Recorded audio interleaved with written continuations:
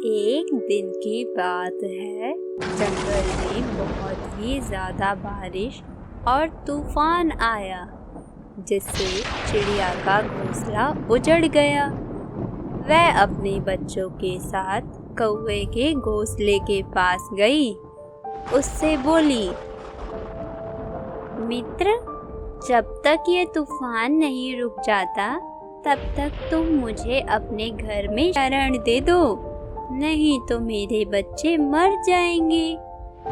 कौवा बहुत ही कठोर दिल का था। उसने उस चिड़िया को अपने घर में आने से मना कर दिया।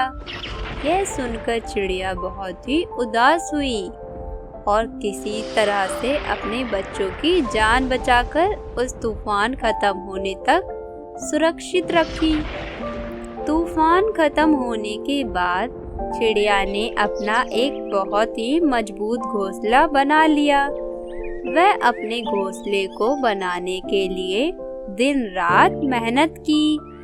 कुछ समय बाद जंगल में फिर बहुत ही ज्यादा वर्षा और तूफान होने लगी, जिससे कौवा का घोंसला नष्ट हो गया।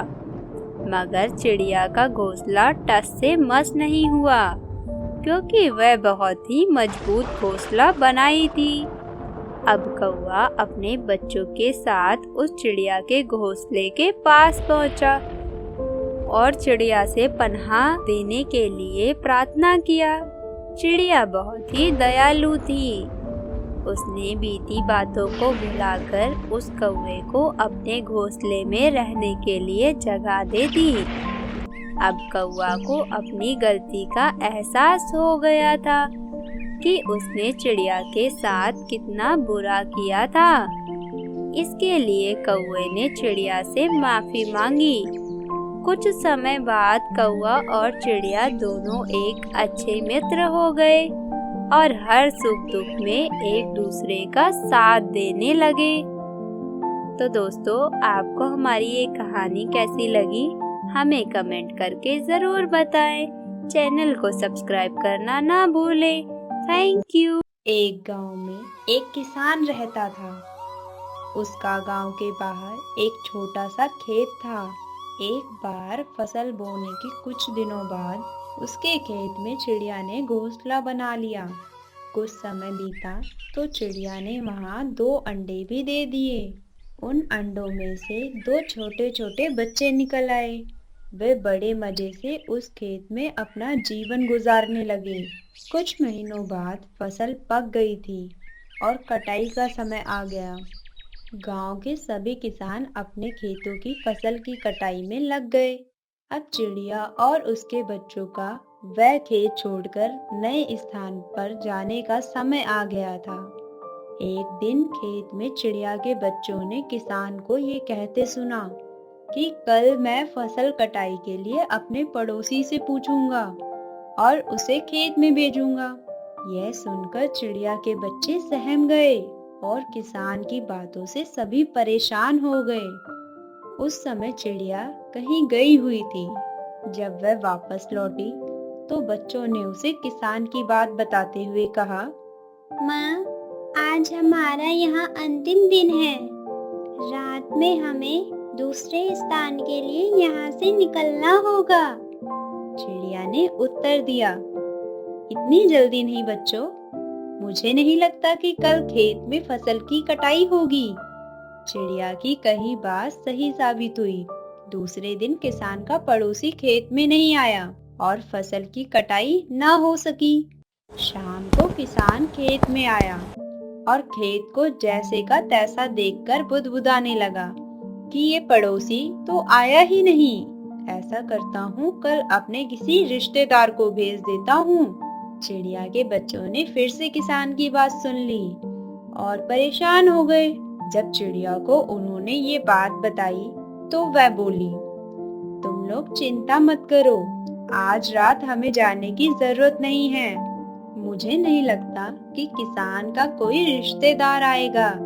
ठीक ऐसा ही हुआ और किसान का रिश्तेदार अगले दिन खेत नहीं पहुंचा। चिड़िया के बच्चे हैरान थे कि उनकी माँ की हर बात सही हो रही है। अगली शाम किसान जब खेत आया तो खेत की वही स्थिति देख बुदबुदाने लगा। ये लोग तो कहने के बाद भी कटाई के लिए नहीं आते।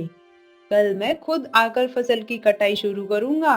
चिड़िया के बच्चों ने किसान की ये बात भी सुन ली। अपनी माँ को जब उन्होंने ये बताया तो वह बोली, बच्चों, अब समय आ गया है ये खेत छोड़ने का। हम आज रात ही ये खेत छोड़कर दूसरी जगह चले जाएंगे। दोनों बच्चे हैरान थे कि इस बार ऐसा क्या है जो माँ खेत छोड़ने को तैयार है। उन्होंने पूछा तो चिड़िया बोली, बच्चों, पिछली 2 बार किसान कटाई के लिए दूसरों पर निर्भर था। दूसरों को कहकर उसने अपने काम से पल्ला झाड़ लिया था, लेकिन इस बार ऐसा नहीं है। इस बार उसने ये जिम्मेदारी अपने कंधों पर ले ली है, इसीलिए वह आवश्यक आएगा।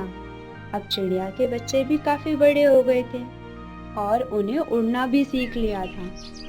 फिर उसी रात चिड़िया और उसके बच्चे उस खेत से उड़ गए और कहीं और चले गए। इस तरह खेत की फसल कटने से पहले ही चिड़िया सुरक्षित स्थान पर चले गए थे। कहानी की शिक्षा। इस कहानी से यही शिक्षा मिलती है कि जब तक किसान दूसरों के भरोसे रहा, उसके खेत का काम रुका रहा, लेकिन जब वह दूसरों का भरोसा छोड़कर अपना काम खुद से करने का निर्णय लिया, तो उस खेत की चिड़िया भी समझ गई थी कि अब किसान ने ठान लिया है तो अपना काम खुद से कर सकता है। तो चिड़िया ने अब उस खेत को छोड़ देने का निर्णय लिया था। इसीलिए हमें भी अपना काम दूसरों के भरोसे के बजाय खुद से करने पर ज्यादा जोर देना चाहिए। अगर आपको हमारी ये कहानी अच्छी लगी तो हमें कमेंट करके जरूर बताएं। चैनल को सब्सक्राइब करना ना भूलें।